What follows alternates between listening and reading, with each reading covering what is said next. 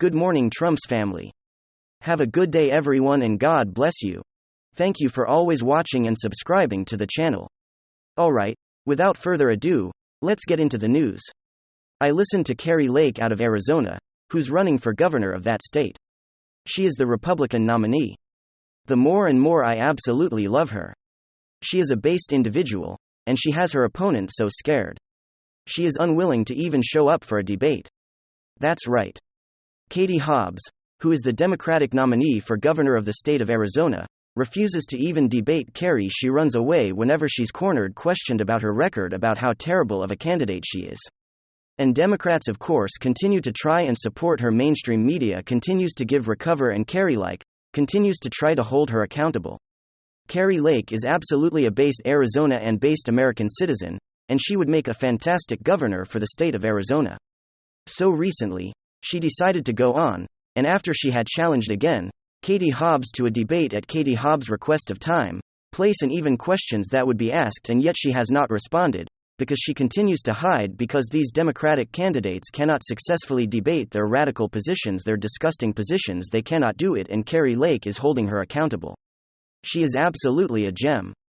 Talking about Katie, or Kari Lake, says Kari Lake tears into Katie Hobbs for refusing to debate. She knows that I'm going to hold her accountable for her horrific record. This woman is a monster, and Katie Hobbs is a monster. Here's Katie running away once again. Trump endorsed the Republican nominee Kari Lake recently shredded her Democratic opponent Katie Hobbs for refusing to attend the one and only Arizona gubernatorial debate that would be broadcasted on dozens of TV and radio stations and online for the nation to watch. Millions of viewers are expected to see Kari Lake destroy Katie Hobbs, but only if Hobbs can gather the courage to face them next to Kari. The Gateway pundit previously reported that Katie Hobbs is too scared to debate Kari Lake. So, Kari made the challenge even easier, and Kari Lake recently issued a new challenge allowing Hobbs to pick the date, time, location, and even allowing UPS consultants to choose to debate questions.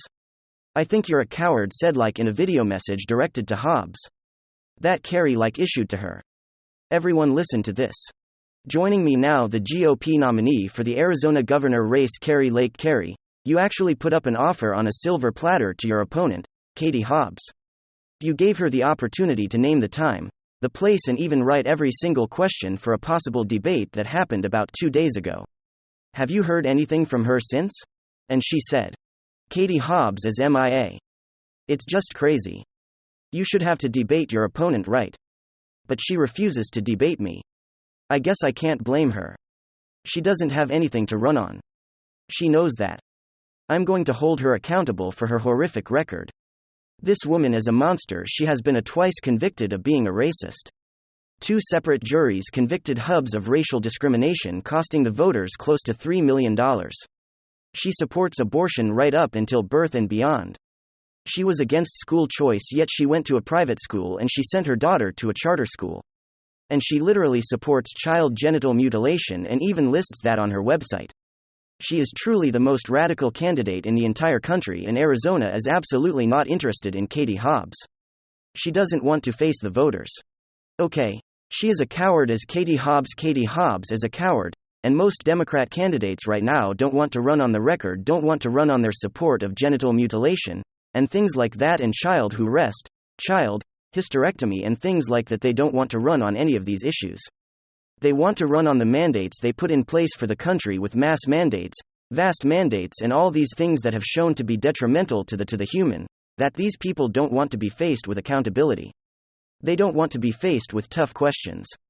They just want the voters to pick them because the media said that orange man bad, and that Kari Lake is some conspiracy, not when she's actually one of the most based individuals I have seen in a long time. This is huge news. It's everywhere now. About an hour ago, judge signals intend to appoint special master in Trump's search. This is the New York Times. The Hill judge announced his intent to appoint special master to review moral legal documents. So he'll get that special master that he's been looking for. A Florida judge filed an order Saturday, noting that the court plans to appoint a special master to oversee judicial interactions with plaintiff, former President Trump. Quote, the court hereby provides notice of preliminary intent to appoint a special master in this case, Real District Judge OK. He was nominated. OK. The orders fit. The order fulfills earlier requests by Trump for the court to appoint a special master to review Mar-a-Lago documents before the Bureau, the Federal Bureau of Investigation, is able to review them. Now almost certainly. The Bureau has all those documents and has already seen the documents. The point is, does this sound like a criminal plot by? You have videos and pictures in emails of Hunter, where Joe is involved. When people say, well, it's Hunter, not Joe. No, Joe is involved in those emails. You have 150 suspicious financial transactions, and even you have morally superior, wonderful, highly educated liberals say, oh, who cares if there were kickbacks? Kickbacks are worse than anything Trump's been accused of. We know that because Comey couldn't find a reasonable prosecutor for Secret Service siphoning classified data outside of the United States government. This with a special master being appointed as a dispute between a former president in the National Archives. I mean, give me a break. He was the former president of the United States of America. He wasn't the vice president's son, setting up business deals with everybody on the planet and giving part of that my 10% of the big man and being accused of 150 suspicious financial transactions along with Joe's brother Hunter, and your former business associate saying, oh, yeah, those deals are predicated upon the vice president at the time mashed potato brains, Joe Biden, the vice president altering U.S. foreign policy. That's according to one business associate who is willing to testify. We learned about that 2 years ago. But every social media algorithm out there in unison simultaneously suppressed the information. That's okay. Also says the morally superior, liberal Democrat. I mean, you can suppress information. You can, if it helps Trump, if it hurts Trump, suppress the information, ignore greater crimes, actual crimes. This is not really this grandiose crime that is taking place. It's a difference of opinion between the former president and government agencies. I mean, there's no intent to commit a crime. And if Comey couldn't find intent with secret servers, how do you not find entangled secret servers? But if you couldn't find intent to commit a crime with Secret Service, how do you find intent here, where the Federal Bureau of Investigation sent him a thank you note in June, according to the Wall Street Journal, a thank you note, he got a thank you note. Okay, that's according to the Wall Street Journal. But if he gets a special master to at least take back the items that he has, I mean, one would assume that Donald Trump has records of everything that he took home. Hopefully he does. One would assume that he has all that he understands everything, like he knows exactly what's in those 15 boxes. And he knows what the National Archives wanted, and he knows what the Federal Bureau of Investigation took that isn't theirs. Okay. He's been accused of removing classified. Think about this for a second. He's the former president. And they're desperate to indict him. They are totally desperate to indict the man. So, if it's about the rule of law, okay, if it's about the rule of law, then you indict. You should have indicted Clinton in 2016. And I want to Hillary Trump 2024. I want to relive 2016 because every day is this Twilight Zone alternate universe of 2016. Madam Secretary had top secret and special access program intelligence on servers running outside of the United States government that were secret and that siphoned classified data for 4 years, from secure government networks, where the entire planet could have easily infiltrated. And even Michael Hayden and Comey himself stated, yep, you know what, the whole planet probably took that information. I mean, you don't have to be a rocket scientist to understand that Secret Service for 4 years is a huge national security nightmare. They made a complete mockery of classified data. Okay. Now he's getting a special master. But how do you indict a former president? And there's a possibility that he does get indicted, ladies and gentlemen. If he does get into it, he's like the Obi-Wan Kenobi of politics.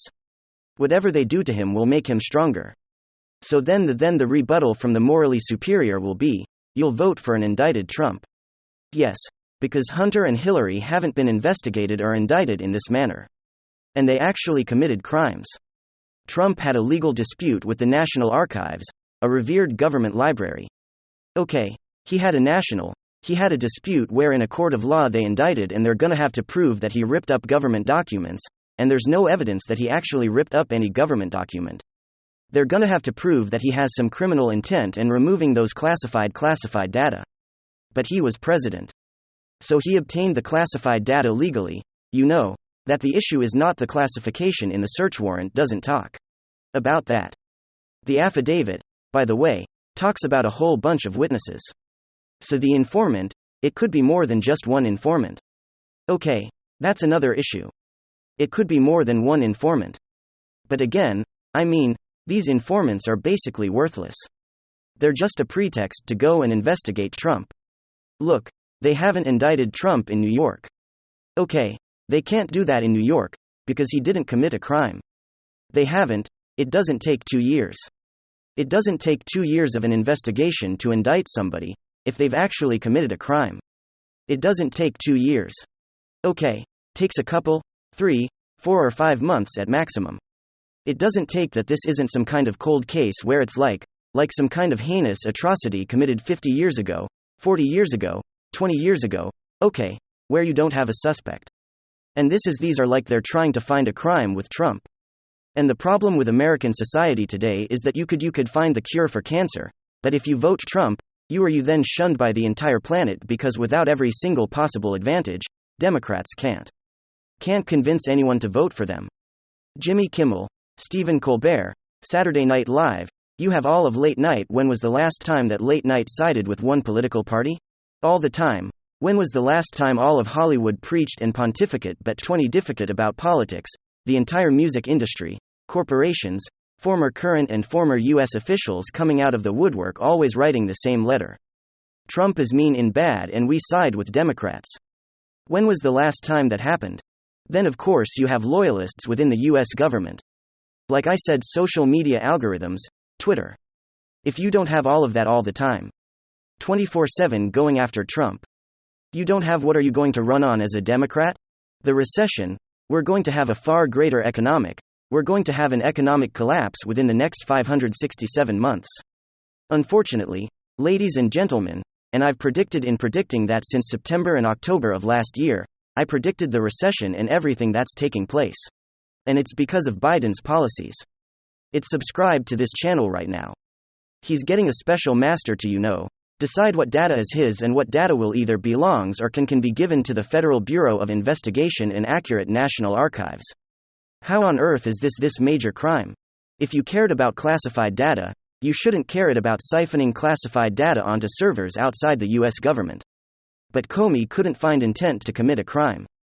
There's no intent needed, in any way inherent to owning private services, the intent to actually hide and commit a crime.